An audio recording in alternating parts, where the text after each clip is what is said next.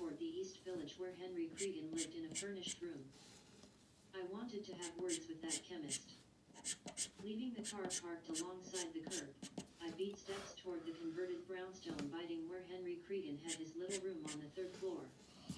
I had been there before with discussion groups from his little art theater crowd, talking over the shadow and substance of this turn-on for a raindrop out.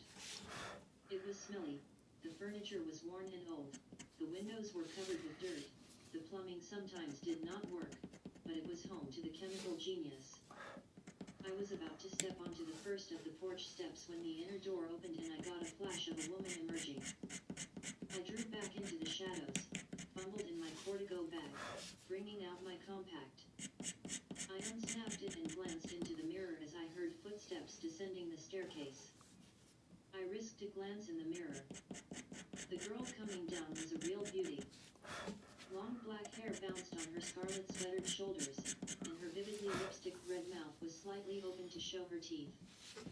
Under her arm, just beneath the sweatered bulge of her left breast, she carried a flat handbag. The sweater fitted her above the waist like red skin. Below the sweater, she wore a mini skirt. She did not bother to look down at me. I guess she figured I was a call girl on my way home from an assignment. Maybe she did not think of me at all. I turned as she walked away from me, toward the square. Under her mini skirt, her nylon legs were as shapely as my own. My head turned toward the old brownstone house. What was a girl like that doing in a dump like this? It didn't make sense, unless she were a call girl, of course. But people living in this section of the city could scarcely afford the $100 in a night that a call girl receives. For the first time since I had left my apartment, an alarm bell began to jangle in my head. I ran up the stoop stairs, opened the front door and closed it behind me, then opened the hall door. A dim electric light showed a molded tin ceiling and crudely papered walls. To one side, a staircase covered with rotted carpeting lead up to the second floor. I ran up the stairs. The door of Henry Cregan's room was closed but not locked. It moved inward with my hand on the knob. The chemist lay sprawled amid the rumpled coverlets of his indoor bed, his body naked. He seemed to be sleeping as I closed the door and tiptoes closer. Henry?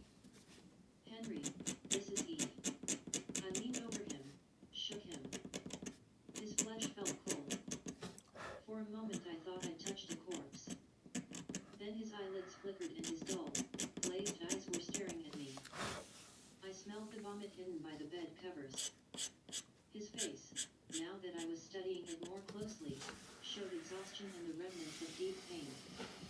Dying, he whispered. Before I go. His voice faded. I knelt down, putting my face closer to his. What is it, Henry? What do you want to tell me? Formula. Derivative of amytal and DNI molecules. Make. Forget. Loss of. Memory. Own discovery. He could not speak anymore.